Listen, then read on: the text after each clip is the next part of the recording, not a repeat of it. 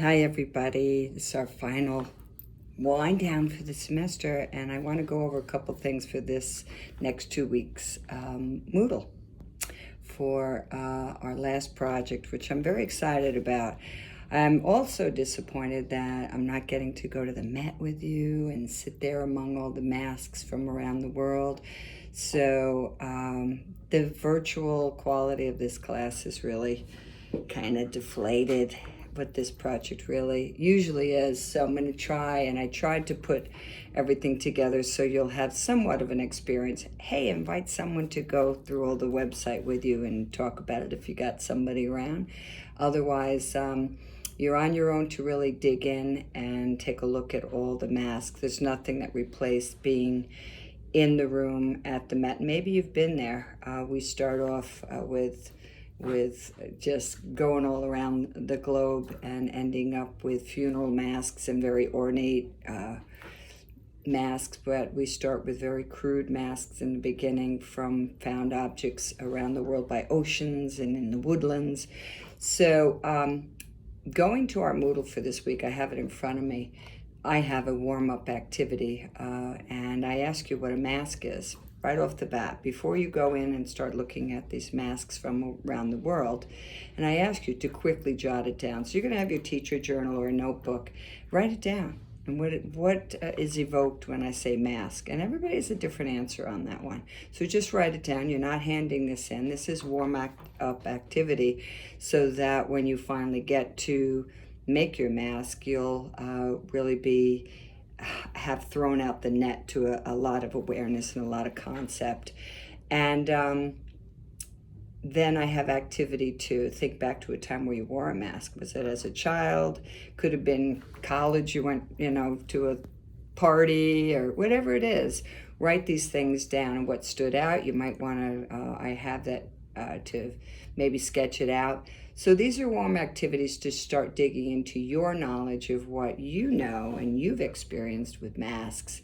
I have a discussion here that's very, very important, and I usually sit in front of one of the collections at the Met where it's very, very clear that the purpose of the masks in front had a very strong belief and almost magical that the people who made the masks in their culture brought in spirit and energy and power.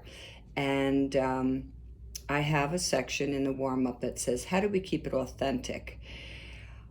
Looking back at our art education when we didn't have the internet, we didn't have a lot of books on masks from around the world, we tended to label everything as a big continent of knowledge. So years ago, it was, hey, let's make African masks. Well, African, what does that mean? Africa is a whole continent, and there are thousands of tribes and people and cities within Africa. So we've really grown to honor the ethnic origin and the cultures and the sacredness. And there's a whole paragraph, a whole section in the warm-up that goes over that. It's important that you understand that we're not copying and duplicating and trying to make a mask from another people. It would be, it's like me going out and singing reggae and putting an accent on and like, not you. We have to be of our own. That does not mean that we cannot use that lens to learn and become acquainted. The more we are talking to people of all different cultures and creeds and colors and belief systems, we have a more acceptance of who they are and who we can be.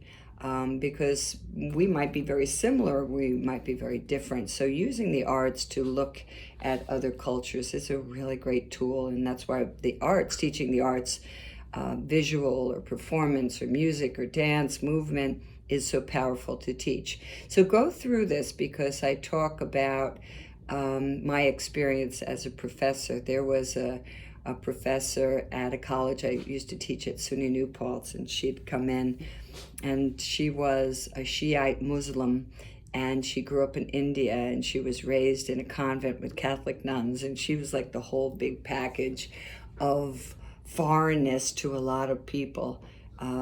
who were at the college, and I remember her teaching a lesson where she gave everybody McDonald's emblem, a icon, and said, "This is you, this is you, this is you." And the students were appalled and very, very upset with her. Like, I'm not McDonald's sticker. I'm not a McDonald's logo. I'm not that. Well, you're American, right? And she did this to really provoke everybody that we can't just slap on an icon and say, "Oh, I made something Native American. Oh, I made this. Oh, I made that. Oh, namaste. Okay, hey, it doesn't mean that you are honoring societies and cultures when we do that. So I write a little bit about that, and I want you to digest that, because it's important in your teaching that we do get to dig into other cultures, but we honor them. So there's another section here, a question on how do we authentically teach about masks and create them with our own students.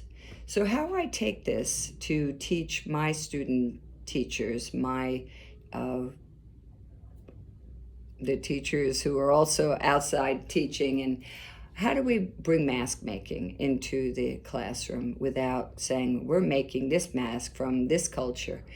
And I talk about thinking about if you were on a playground and you're a fifth grader and someone's bothering you, someone's bullying you, or maybe it's really something in your life that has happened. Maybe it's not fifth grade, maybe it's last week, or what kind of mask would you make to be fierce and to have power, that you believe that this would scare off and intimidate somebody who was bullying you?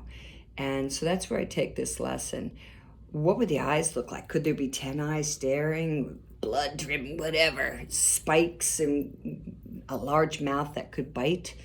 That's where we take this. So when I talk about this, I also talk about materials. We surely could go to Michael's, and we surely could go and buy all the shiny paper and this and that. But while we're approaching this, I want you to think about the cultures that you're going to go through, all the websites that I've given you to look at masks from around the world. They weren't going to Michael's, and they weren't going to stores or ordering on Amazon. They were looking around their yard, their beach, their woodlands, their wherever they lived, and they were gathering, and they were having the nature and the world around them provide. So when I talk about that fifth grader, maybe it's they go and they look in the basement and they find that their parents or their grandparents had shiny CDs, and they broke it all up into shards, and they made teeth, or they made spikes, or that would be something that we might have discarded, or in our environment that could be a material. You'll see in the masks that I provide at the end of the Moodle, a student went onto the beach and he made a power mask. He lived in Long Island. He was very much protective of the ocean, and he made a power mask of the things he found on the ocean. He found a horseshoe crab, and that became the skeleton for his mask. And you'll see an eye, and you'll see different things that he found. And so I want you to think of looking under your bed in a box, and looking in your basement, and looking in the junk drawer, and finding things that are in your environment. If you do have to go to Michael's or whatever, that is permitted. But I want you to first look to see, to make it authentic, what could be around. I've had students take and go into, they might have been a dancer in theater, and go back and collage some of the fabrics from their dance outfits for when they were a kid, or just artifacts of who they are to make their mask. So it could be something that you saved and you've treasured, that you repurpose and make something even more treasured. I do have to say, at the end of making all these masks, and I've been teaching this course for I think about 10 years, that when we've been in the classroom presenting these masks, it's stunning. It stuns you what people come up with, how important these masks become to them, and the stories embedded within them. There was one student who made the mask of being the stepchild and what that meant to them, and all the colors and all the patterns, and on the inside writing the narrative of what that meant, good or bad. Another person was an adult who had an adult child and was worried about her daughter's relationship, and she made this power mask to protect her daughter in relationships and in the adult world. Things came out that were just really, again, stunning, that brought tears to our eyes, that people were able to use art materials to tell these incredible personal stories. So if you choose option one, I've given you two options for mask making. I want you to bring it on. I don't want you to make something so simple that I could have bought that in a masquerade shop or whatever. Put things in it that when you looked at it, they mean something to you. Many times people, students who have made these masks give it as a present to someone, saying, this is a part of me. And it's just really a wonderful opportunity to take it to a very personal, meaningful level. That's what we do in the arts. So if you have any questions, this is all about option one. We are going to have a sharing opportunity. You are going to be posting it in our forum so everybody will get to see each other's. You're not going to comment unless you really want to. We don't really have time for that, but I encourage everybody to explore everything that's posted, and you can make comments. There will be a reflection at the very end that will ask you to use a particular modality to have a conversation with your mask, and it'll be part of your reflection. If you have any questions, please let me know. I'm looking at our webpage here. Do start off with the warm-up activities, and then dig into all the articles and all the websites that take you to masks. Some have audio tracks. The Met used to have a lot more video, but I think because there's so much online now, they want you to be more involved and sign up for different things. But don't even limit yourself to the Met. Do some Google researches. There's masks all over the world. I had the opportunity to go to an incredible exhibit in Puerto Rico with all the masks there. I took pictures. I was just floored by the beauty and the history and the story of the masks. So don't limit it to what I've given you. Have fun. Make this be your own, and let me know if you have any questions. Thanks for listening.